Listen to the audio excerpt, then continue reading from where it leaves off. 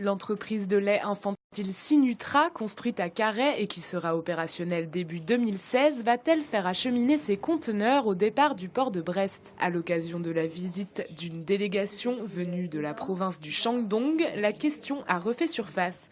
En effet, Sinutra est né à Qingdao, dans cette province. Concernant le transport de marchandises, Brest est en concurrence avec d'autres ports et tente de séduire les entrepreneurs chinois. Pour cela, la CCI de Brest, qui gère le port de commerce, a signé un accord de principe pour affirmer sa collaboration avec le port de Qingdao ce vendredi. Sinutra est une société chinoise et il est évident que le contrat que nous allons signer tout à l'heure devrait favoriser théoriquement le fait qu'on puisse demain transporter la poudre de lait de l'usine de Carhaix.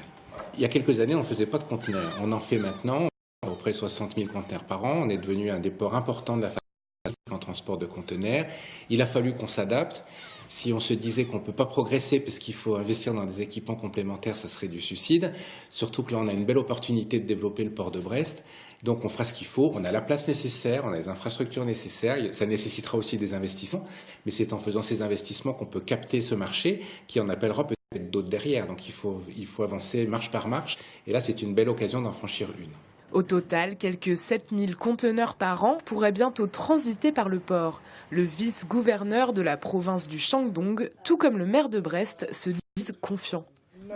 Cela nous paraît vraiment important et nécessaire de passer directement via le port de Brest, sans passer dans un autre port.